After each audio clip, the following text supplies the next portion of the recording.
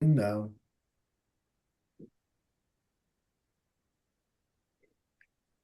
Okay. Welcome, everyone, and thank you for taking the time from your busy schedule to be with us this afternoon for this webinar sponsored by the Canadian chapters of Women's Federation for World Peace, the Family Federation for World Peace and Unification, and the Universal Peace Federation. As we commemorate the UN Human Rights Day, it is fitting that this webinar is addressing the topic of human rights and the freedom to believe. But first, let's take a moment to acknowledge and honor all the First Nations whose presence on this land goes back many centuries before the arrival of settlers. We are standing today on ceded and unceded territories, and we give gratitudes to our hosts. We also want to bring our attention and prayers to the missing and murdered Indigenous women and girls, and commit to end these injustices and violence. Ce webinaire est bilingue. Si vous avez besoin de traduction, veuillez utiliser l'icône d'interprétation en bas de votre écran. This is a bilingual webinar. If you need interpretation, choose interpretation at the bottom of the screen. And I take the opportunity to thank Mr. Pierre Beauregard, our interpreter today. This is a bilingual webinar. If you need translation, please use the icon in shape of a globe at the bottom of your screen and select the language of your choice. I would like to take this opportunity to thank Mr. Pierre Beauregard, our interpreter for this seminar. And now, about our seminar. As the letter of invitation indicated, we will address the underreported and misunderstood issue of ongoing political suppression of religious leaders in the Republic of Korea. We are very fortunate to have three knowledgeable speakers who will share with us their insights and comments on this very topic. First, Dr. Familaro will address the question, why is Hajjahan, the mother of peace, in 80 days of pretrial detention? Then Dr. Kwanze will provide an overview of international convention and declaration dealing with human rights. And finally, Professor Yuri Pankras will offer his comments in response. A question and answer session will follow the presentations. Please use the chat to share your comments and questions. Our friend Bob Duffy will manage the chat to ensure that no questions or comments will be missed. You can also, during the Q&A session, ask your question from the floor. And now let us begin, and it is my privilege to introduce Dr. Franco Familaro. Dr. Familaro is president of the Universal Peace Federation Canada. He also serves as the chair of the board of trustees of the H.J. Graduate School for Peace and Public Leadership in New York City, where he earned his doctorate in ministry. With a strong interest in religious history, interfaith dialogue, and peace activism, he has served with the unification community for 50 years in Canada, Germany, the United Kingdom, Korea, Russia, and the USA. So without further ado, Dr. Franco Familaro, the floor is yours. Merci, Blandine. Thank you, Blandine. And welcome, everyone. It's good to see some familiar faces and some unfamiliar faces there from across Canada. I know that in Vancouver it's morning, and people on the west side of the country are still enjoying the morning warm weather that you have there. And here in Eastern Canada, Toronto, Montreal, and beyond, and also the prairies. I see people here from the prairies. We're experiencing different types of weather, but we're here to talk today about not the weather, which is an easy topic for all of us, but about some very difficult issues that are confronting us. And, when speaking about religion, we all know that it's easy to talk about the bad things because there have been many things in the news, many things that have happened throughout history, whether it's the Crusades, the Inquisition, or the tragedies that have happened in residential schools here in Canada. But there's another side to religious history, as you all know, and this is that not every religion met with a warm welcome from the communities where they began or developed.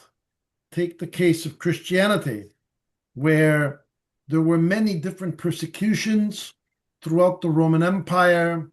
And just when Christians thought that, okay, they could ease their guard and think that things were okay, the Emperor Diocletian in 303 conducted a systematic empire-wide persecution of the Christian community, destroying churches, executing bishops, and confiscating their scripture and destroying it if they could.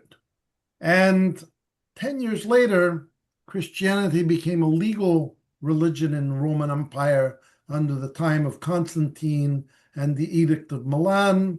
And we have now Christianity as a state religion just 70 or 80 years later. So things can change. And this is the story of Christianity and the story of Islam, the story of Judaism, the story of many minority religions throughout the world who've encountered challenges at the beginning. So I'd like to share a little bit about the current situation with the Mother of Peace, Hak Jahan Moon, and why she is actually, as of today, exactly 80 days in pretrial detention. Can you all see my screen okay? Yes. Yes. Thank you. Just checking there because sometimes it's not that obvious when you're standing beside the screen. So as of today, which in Korea is December 11th, she is 80 days in trial. And why is this the case? These are the founders, the late Reverend Sun Myung Moon and his spouse Hak Jahan are the co-founders of the Family Federation, the Universal Peace Federation, and the Women's Federation for World Peace. And they have conducted activities throughout the world, and there is a presence in more than 150 countries. But right now, she is in what they call pretrial detention. No conviction, no evidence has actually been discovered yet, as far as we know. But there she is, entering the trial, and the trial actually started on December 1st. She's been in a cell that looks like this. It's very small. There's a mattress on the floor where she sleeps, a little table, there's no chair, and a washroom that is visible from the outside and constantly being monitored. She's allowed to meet for about 10 minutes with family or friends and supporters, 5 at a time, 10 minutes a day, and it's recorded. And one might wonder, well, what on earth has she done that deserves this kind of treatment? And the main points is that she's been involved in illegal donations and that she's the mastermind behind political and financial misconduct that even involved the current, the former president of Korea, as well as the current administration, because it's been discovered that money was contributed to various political parties of both persuasions, left and right. So even yesterday, there was a call by the president to pursue the dissolution of this group. But we're looking at this and saying it's time for South Korea to aim at the true threats to its future, not an elderly religious leader who has actually harmed no one. On the 18th of July, there was a show of force, and our religious setting and community in the area near Seoul and throughout Korea was raided. They're looking for evidence. 1,000 police officers in buses and whatnot went there to find their evidence. They overturned everything and kind of disrespected our holy sanctuaries and the places that we hold sacred. She's been in solitary confinement since September the 23rd. It's a case built on inference and the testimony of one single insider.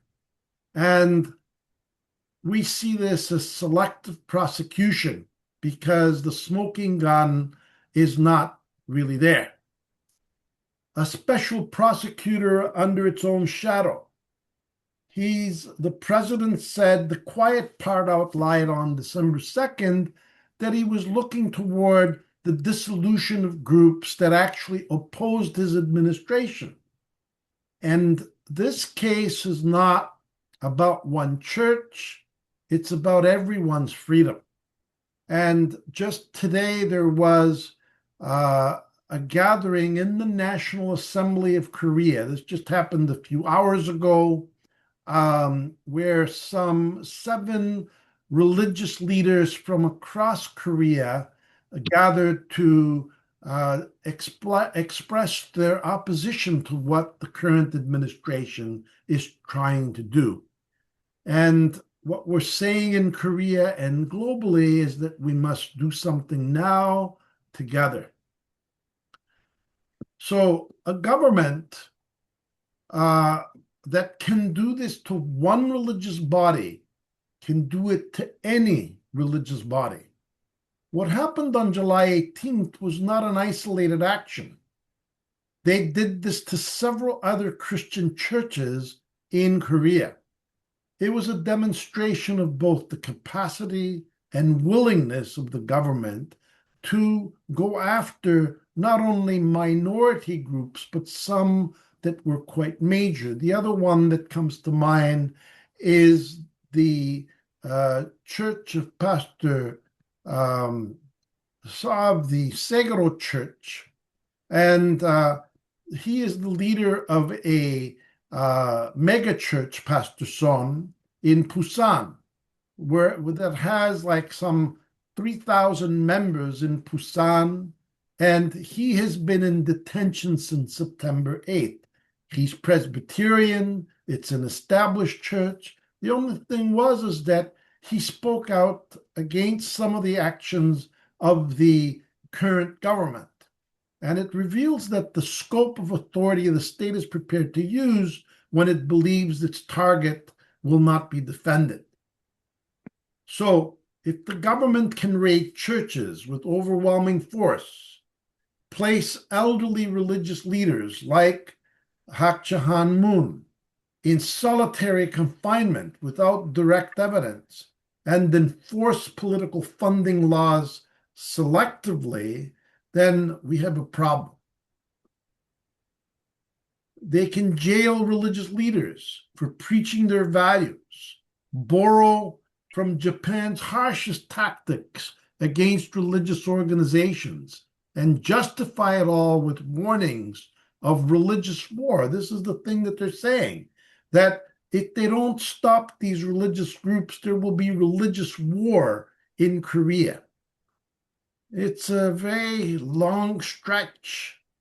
So then the issue extends far beyond one church or one trial. A government can do these things to one small community, can do them to any community. And it touches the foundation of freedom itself, because it's the understanding of many that the first right is the right to believe what you want to believe. As long as you don't harm anybody, as long as you don't create any criminal act, the basic foundation of freedom is to believe what you want to believe. Therefore, religious freedom is the first freedom that should be established in any society. Now, I'd like to read to you an excerpt of Hak Ja-han's statement on December 1st when she first appeared in trial. This is an excerpt, it's not the whole thing. She said, "Even after passing the age of 80, I have lived with the dream of attending the Creator, our heavenly parent here on earth. Knowing this, I devoted my entire life of 80 years to fulfilling that dream. I have no interest in the politics of this nation. My entire life, instead, I have educated people while praying for world peace, for one human family, and for all people who attend God, our heavenly parent, to become true families, receive heavenly parents' love, God's love, and ultimately go to heaven. For this reason, political, religious leaders, and scholars around the world know me as the Mother of Peace, as the Holy Mother Han. Regarding this case as well, since they have observed me for a long time, it is true that they are deeply concerned about the current situation. Many high-level figures sincerely hope that this trial will be conducted according to proper democratic principles.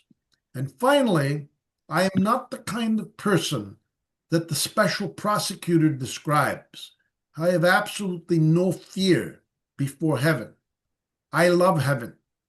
And she also added, "Why don't you come and visit us at Gapyeong, where we have our holy sites, so that we can show you around and what we're doing." So that is my very brief presentation about the situation. There's a lot more to say, and I've prepared some notes for later during the Q&A, during the question and answers. So thank you for your attention, and I look forward to engaging with you in this gathering. Thank you. Thank you very much, Dr. Famalaro, for this important message and explaining the situation so clearly. Because it's very important that we have all this information available. So thank you again. Et maintenant, j'ai le grand honneur de présenter Dr. Now I have the honor to introduce Dr. Titine Kwenze. She is a doctor in international law. Her research are focused on international law, penal international law, the imprisonment, and also human rights. She teaches international law, penal international law at Université Laval in Quebec City, and accompanies searchers in the realization of their search projects. Dr. Kwenze, you have the floor. Merci beaucoup. Thank you very much. Hello, everyone. Do you hear me well? Oui. Bonjour à tous. Hello, everyone. L'honneur de vous présenter. I'm very honored to present to you on the human rights and liberty of conscience. I will first address the question of human rights and freedom of conscience. I will speak to you rapidly of the convention. La Convention contre la torture et autres peines ou The Convention Against Torture and other inhuman or degrading treatment. Now that you've heard what is happening in Korea, how the religious leaders are being accused, how the Mother of Peace is being accused, I will put to your disposition the international rules in relationship to torture and inhuman or degrading treatment to let you know of what is happening, and you can be by yourself able to qualify the situation, the actual situation in Korea. So the Convention Against Torture, it's an international convention who defines the fact for a policeman or a government or a person which acts officially in the name of the state to impose or to take actions which imply pain or bring pain or suffering, physical or psychological, towards a person. So it could be on many forms. It can be to keep a person in prison for reasons that are unclear. It could be a provisionary detention. It could be abnormal. It could be an interrogation that doesn't last too long, during 24 hours, too long, and does not respect the condition of the person. That's the definition of torture or of inhuman or degrading treatment. After this, Article 16 obliges each state to undertake proper measures to prevent in any territory under its jurisdiction other acts of cruel, inhuman, degrading treatment. So these people then will have the ability to pursue in court. So these are international commissions who take care of doing this. And then make a connection with South Korea, which we just spoke about. South Korea ratified the Convention Against Torture in 1995. When I say ratified, it means that it's a convention that is applied in South Korea, was introduced in the laws, in South Korean laws, and Koreans are under the obligation to respect their engagement towards this international convention. So they must prevent all acts of torture. So lawyers say quickly like this, the lawyers of Hak Jahan Moon can intense actions for torture, because when we look, according to what Dr. Franco explained to us, when we look at the time of the interrogation which she had to go through, if you consider her age and period of pre-trial detention, which now it's almost 3 months, it's much too long. All of this can allow us to conclude that it's truly a question of violation of the Convention of Torture. Now, after this presentation, I will now go, as said Blandine, we're 77 years after the adoption of the Universal Declaration of Human Rights. Franco mentioned this fundamental right. I will now bring to your attention these dispositions. The Universal Declaration of Human Rights says in Article 18, everyone has a right to freedom of thought, conscience, and religion. This right includes freedom to change his religion or belief, and freedom either alone or in community with others, and in public or private, to manifest his religion or belief in teaching, practice, worship, and observance. This is very important to know and to realize that this is a liberty which is universally protected. It's truly a universal right, and liberty of religion is a fundamental right. It's one of the most fundamental rights. This right is protected also by the International Covenant on Civil and Political Rights. Article 18 of this pact says everyone shall have the right of freedom of thought, conscience, and religion. This right shall include freedom to have or to adopt a religion or belief of his choice, and freedom either individually or in a community with others, in public or private, to manifest his religion or belief in worship, observance, practice, and teaching. No one shall be subject to coercion, which would impair his freedom to have or to adopt a religion or belief of his choice. And now we realize, according to the presentation of Dr. Franco, that religious leaders are brought to court or attacked in court. Why? Because they have religious conviction, simply because they have a certain faith, whether it be Christian or others. Mostly it's Christian, actually. This right transcends cultures and is a common ideal. For the little story, the Universal Declaration of Human Rights was proposed by an American in 1948, and you know that the United States, our foundation is liberty of religion.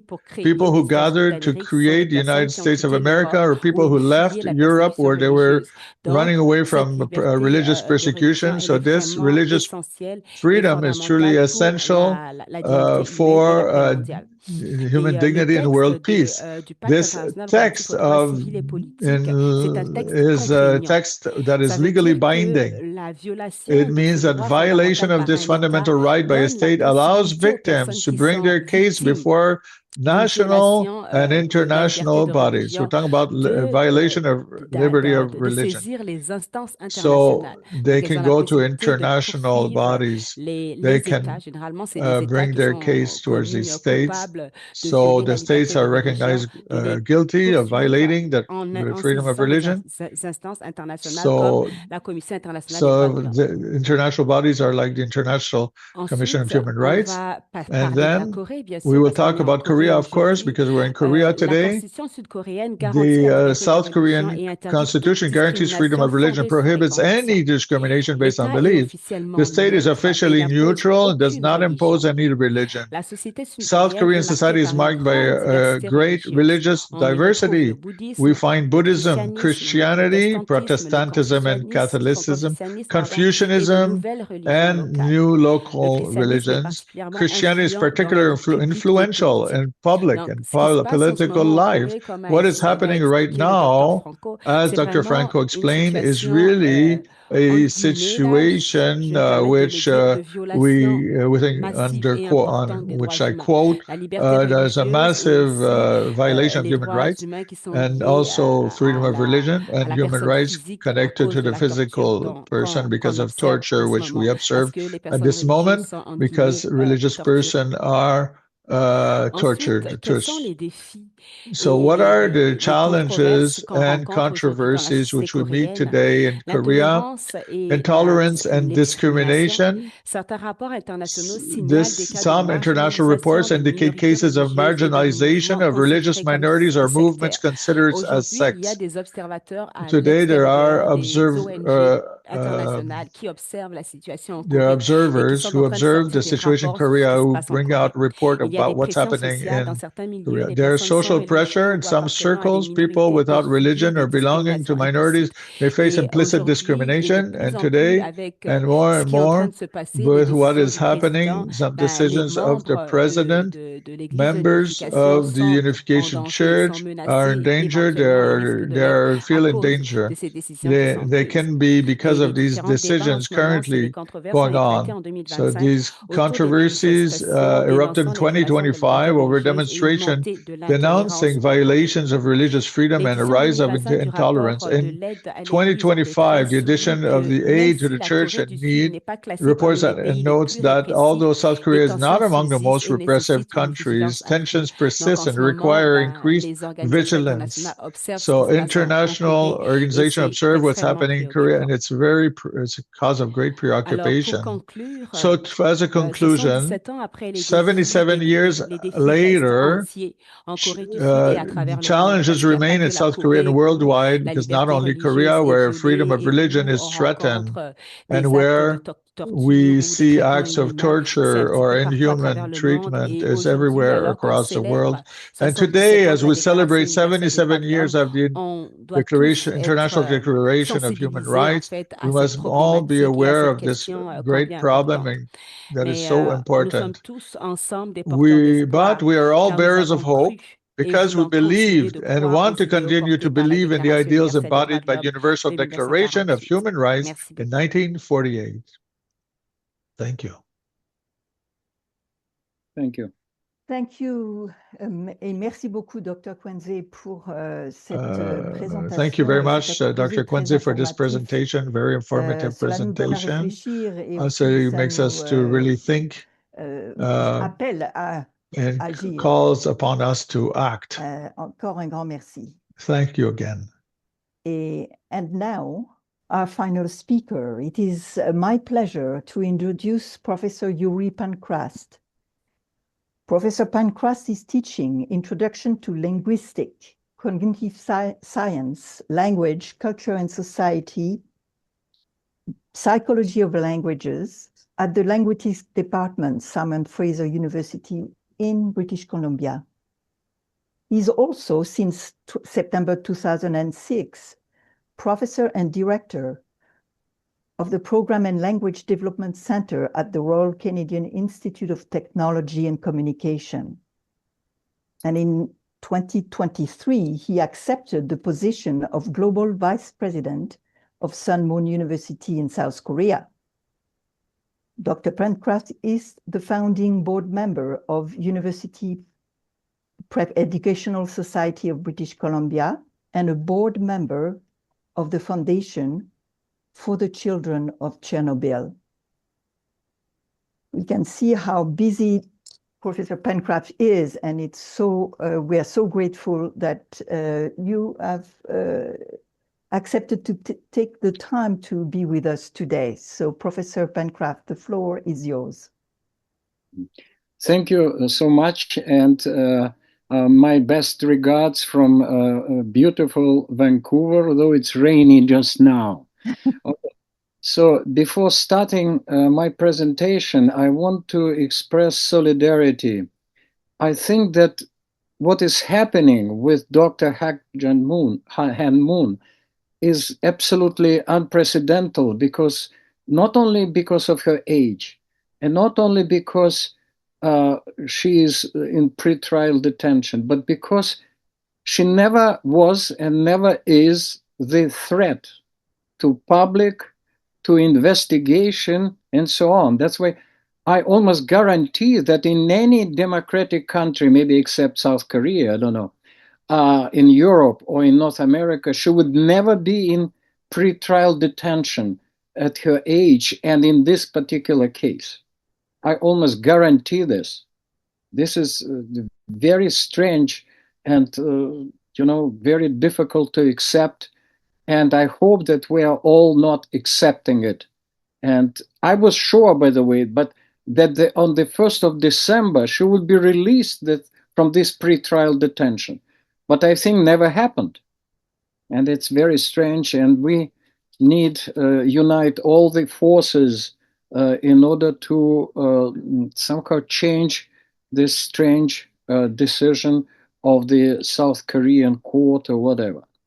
Now, I'm going to cover in my short presentation only one topic related to the case, which I am calling Russian versus Ukrainian Orthodoxy case, because it is related to the direct, connection between the Russian Orthodox Church and the authoritarian regime of Putin and his people in Russia. Practically, the Russian Orthodox Church became a direct mouthpiece of Putin in Russia. And I'm sure that many of you know this. Some of you maybe don't, because you don't follow. We have so many events happening in this world.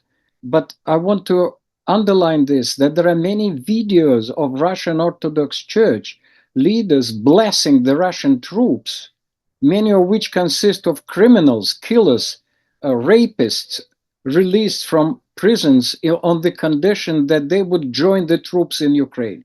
By the way, it's a paradox now. Many prisons in Russia are empty because their clients, well, have been released. Well, so the Russian Orthodox Church urging the Russian military personnel not to be gentle and kind, but the opposite, to kill Ukrainians. By the way, they are Slavic brothers and sisters for hundreds of years, using the pretext that they are fighting for their motherland. Though Ukraine has been an independent country for more than 30 years, and Russia is an aggressor, and well, practically Ukraine is the victim of this aggression. It's for close to 4 years. It's my mistake. Close to 11 years, because practically it started in 2014. Well, 1,150,000 dead, wounded bodies without legs, arms, eyes, young and not so young men in Russia. Practically, it became a meat grinder in Ukraine. Many Ukrainians were killed in action, and every night, adults, seniors, and children, they are dying under the bombs of Russia. As many of you know, Putin practically provided full green lights to one denomination, Christian denomination in Russia, the Russian Orthodox Church, that is allowed to operate without any restrictions, enjoying full legal status. And it's allowed to own property, import literature, rent services, have clergy registered under the so-called 1997 Law on Freedom of Conscience and Religion Association. But other denominations, whether they were Christian or non-Christians, recognized with some restrictions. Others even are banned, and some others even were proclaimed as extremist organizations. If you look at some of the at Islam, for example, so it is okay, but only in the regions of Tatarstan, Bashkortostan, Chechnya, and Dagestan, some others. Now, the Federation of Jewish Community of Russia and the Congress of Jewish Religion Organizations function with some restrictions and is monitored all the time. Buddhism in regions of Buryatia and Kalmykia and Tuva. But other Christian denominations can function, but with very specific restrictions, like Roman Catholic diocese in Moscow, Saratov, Novosibirsk, Irkutsk. That's it. Lutheran Church only where the German population resides. Some Baptist unions. Pentecostal Church faces periodically, some pressure from the government. Seventh-day Adventist and official registered, but they experience many restrictions today. Well, some other religious groups, are practically, as I mentioned, banned completely, like many evangelical groups have been banned. Most Scientology organizations banned. Jehovah's Witnesses even, proclaimed as the terrorist groups. Well, practically the only church that has no restriction is the Russian Orthodox Church in Russia. And that's why I want to ask you, the audience, the question, whether we can call it the freedom of conscience and religious association if only one denomination, Russian Orthodox Church, has no restrictions, no monitoring, and has all legal status in the country, while others are restricted in their operation and so on. Putin proclaimed the so-called traditional values and some right Christian circles in USA and even in the West in general have been Dr. Pancras, yes. You have 2 more minutes to finish. Okay, thank you.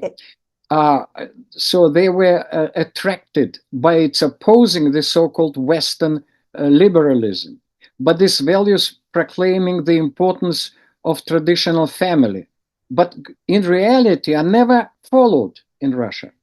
Putin himself, after divorcing his wife, secretly has some lovers and even 2 children were born from them. So one of the 28 points of the peace talk by United States, but practically created by Russia, was to accept the Russian Orthodox Church in Ukraine. And I want to ask you the second question because of this, finishing my presentation. Should Ukraine, following the human rights and following the freedom to believe, to accept the Russian Orthodox Church on the territory of Ukraine, though it is killing so many Ukrainians, and not only Ukrainians, but many Russian-speaking people. For example, yesterday there were bombs in Kharkov, which is a Russian-speaking city, only 20 kilometers from the border with Russia. This is my second question, which I want to practically ask all of you. Thank you so much. Thank you very much, Professor Pancras. It's good to be reminded that there are issues of human rights and the freedom to believe in many other countries other than South Korea. And thank you for all that well-documented information about the situation between Ukraine and the Soviet Union. This concludes the first part of our program. We have time now for question and answers. Please use the reaction button on the bottom of your screen if you have a question that you want to ask one of the speakers. But first, we will review the question in the chat. Bob, please lead us with the first question. Thank you. Okay, we've got just a couple of things here based on the interesting presentations. First of all, quite early on, Shaheen Ashraf mentioned, I think when in reference to one of the statements from the United Nations, UNDHR, she said, "Show this article to our premier, it is binding." And of course, it's in reference to the fact that freedom of religion, freedom of conscience, freedom of belief, and so on. Of course, most of the nations that are represented in the United Nations signed on to these declarations, and most of them ratified their signatures in their respective parliaments, so that they became actual part of their legal framework. And yet, time and time again, states, nations ignore their own commitments. And this is certainly the case in South Korea. It's certainly the case in Russia, as one of the P5, the permanent 5 members of the Security Council, ignoring the mandate of the Security Council itself to prevent war in the world, starting a war itself. So the hypocrisy in states in terms of living up to their rights obligations is pretty disgraceful. I think that's what Shaheen was referring to, but please respond. I didn't mean to respond to it. I ask whichever of the panelists would like to respond to that point. Fourth point in the chat. Okay. Whether Quebec has signed on to the convention, but I'll take on David's question first here, if you don't mind. There is an expectation that a country like Korea, because he's asking about Korea's legal system, is it similar to the Western practice given a short history of democracy? And, Korea democratic system hasn't really been in place for 40 years yet. And they also have some traditions there that anytime a new regime comes in, they try to destroy the predecessor. This has been going on for 70 years. And although we're kind of impressed with LG, with Samsung, with Hyundai, Kia cars, and what else? Gangnam and Korean pop, and so many things that have been spreading around the world from Korea. You can even find Korean food in just about anywhere now. But this country has a lot to learn in terms of its democratic practices.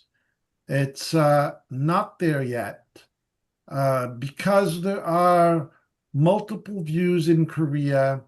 There are many different factions. The people from different parts of Southern Korea have different perspectives on things.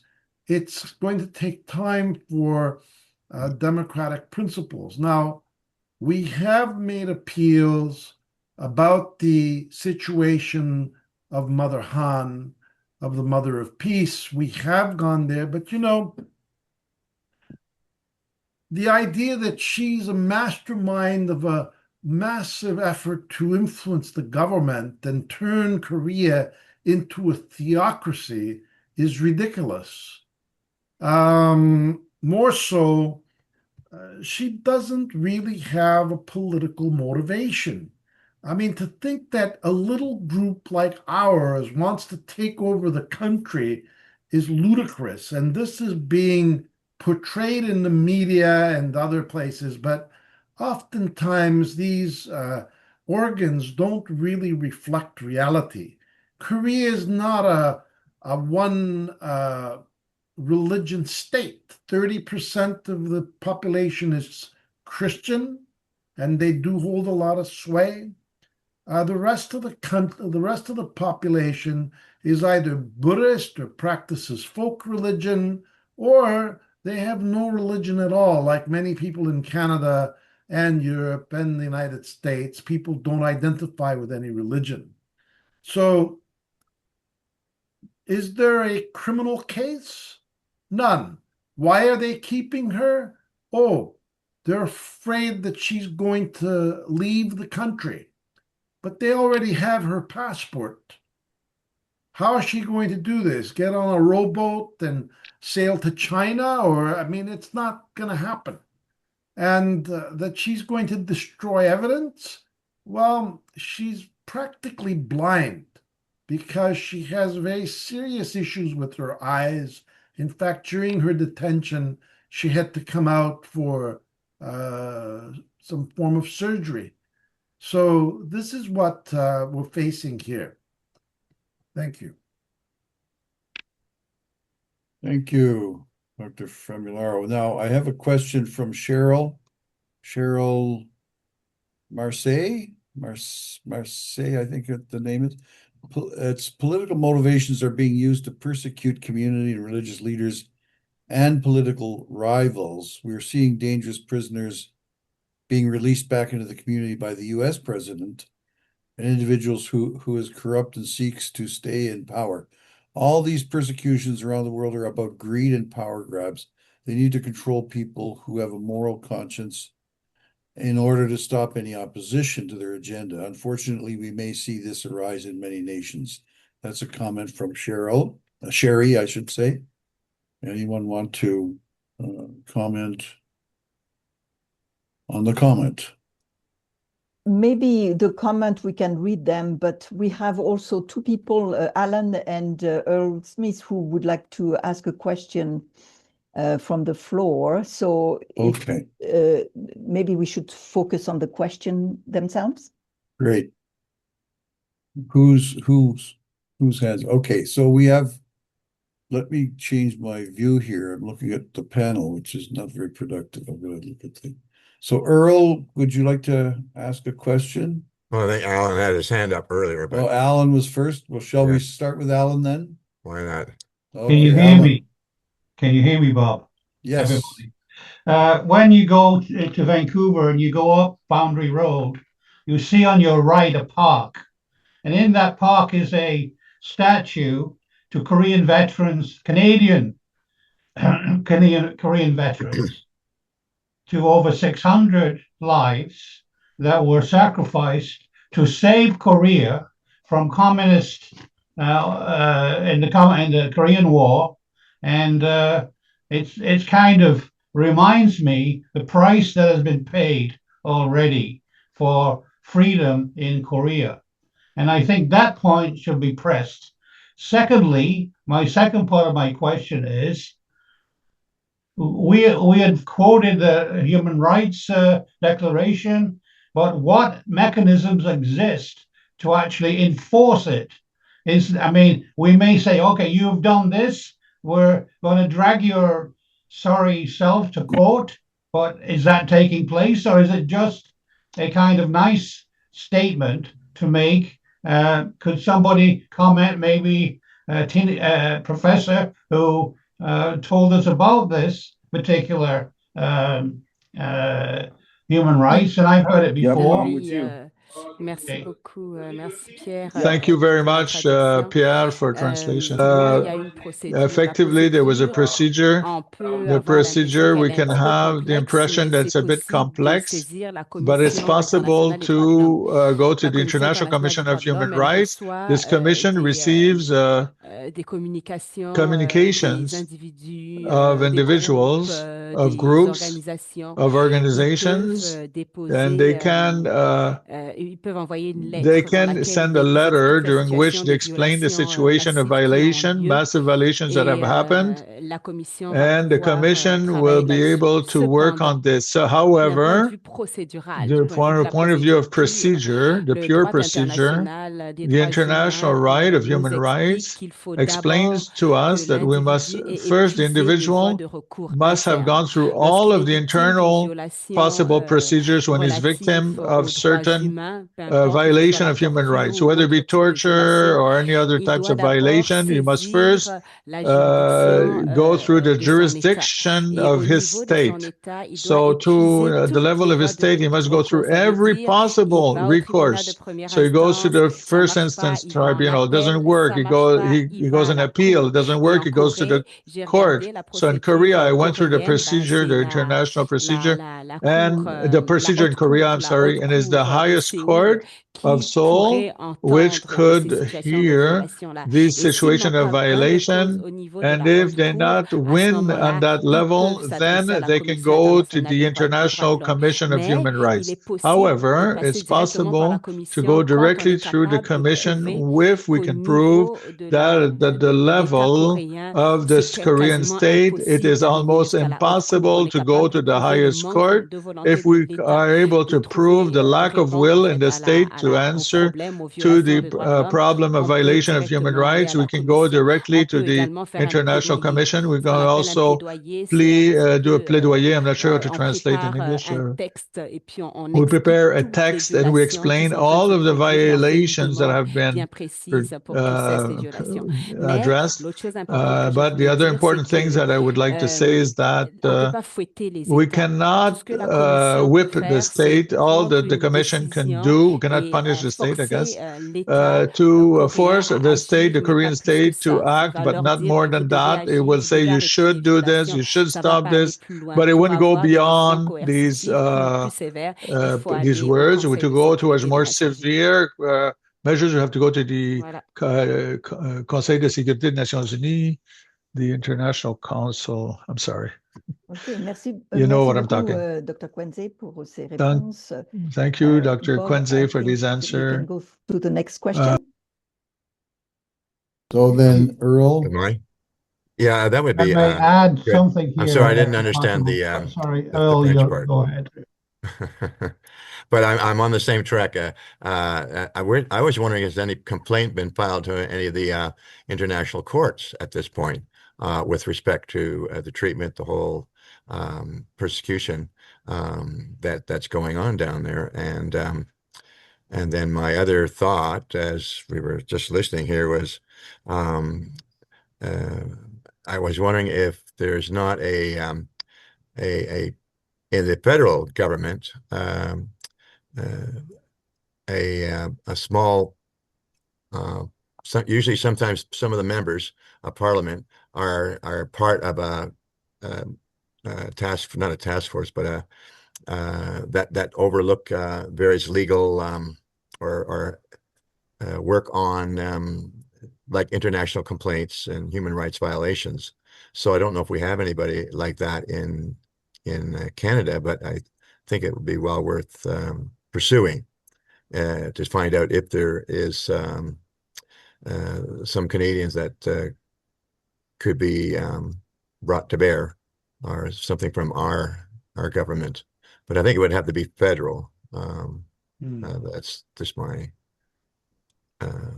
I'll suggestion. venture a question will venture an answer to Earl's question. Thank you, Earl. Good to see you again. Yeah, you too, Franco. You look younger than the first time I saw you 50 years ago.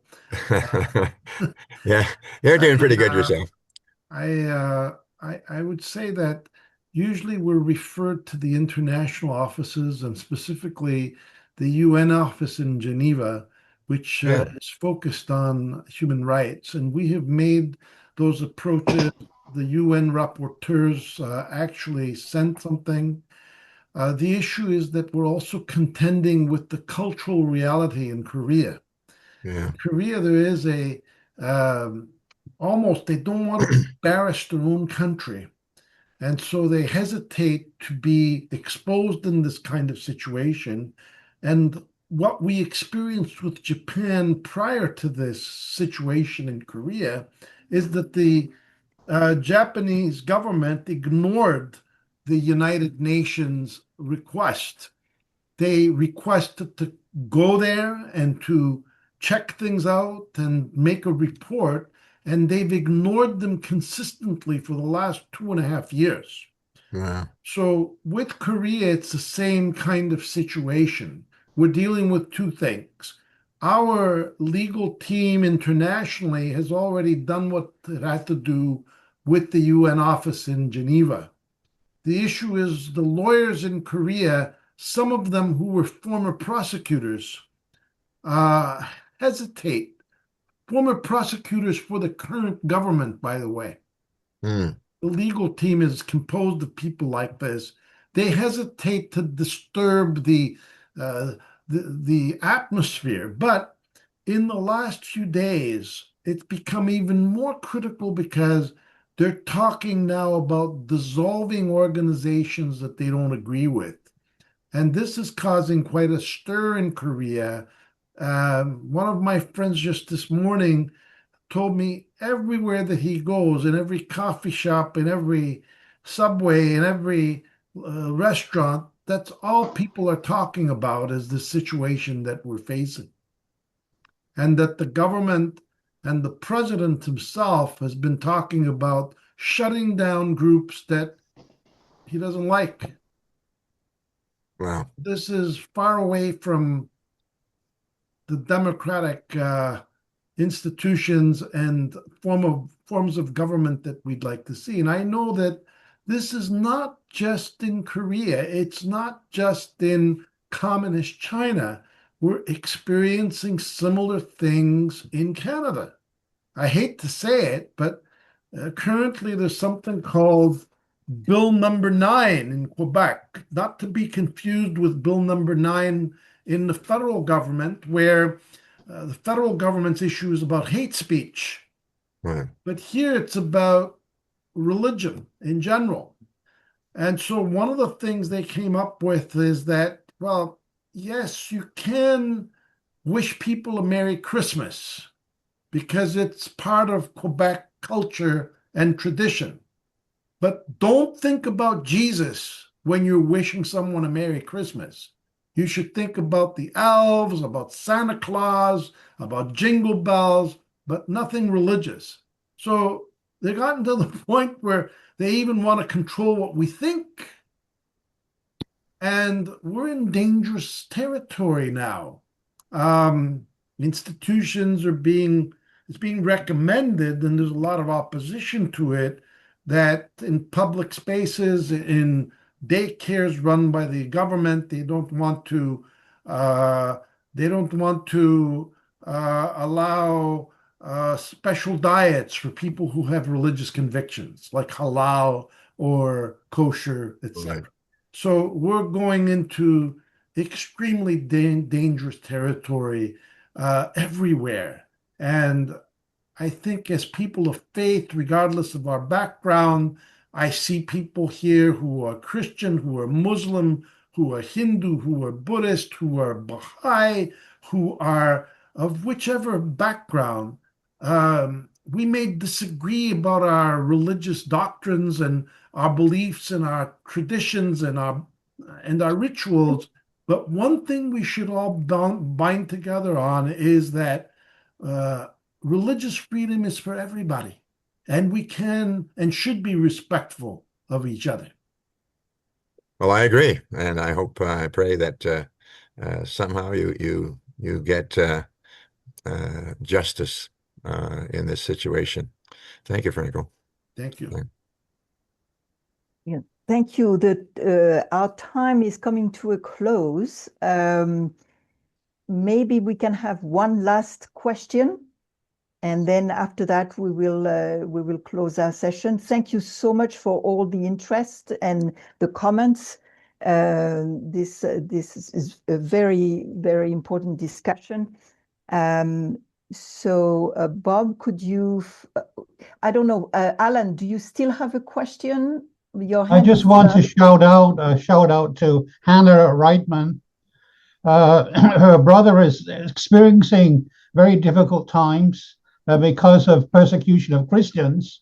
She came from Pakistan, and also we did have with us Dr. Stephen from Nigeria. He also had experience of religious persecution. And also I have other contacts, and Sherry, who is leading an interfaith organization that I belong to. And not to mention Yuri's contribution to that organization recently. Thank you. Thank you. Yeah, I'd like to mention just a couple of comments in the comment section. There's one from Hannah Ratman about Christians in Malaysia. Alan referred to that. There's another couple of comments from Hannah Massoud, and I think she's in Montreal here, regarding Bill 9 in Quebec. And Bill 9 in Quebec clearly fails to respect human rights and freedom of belief.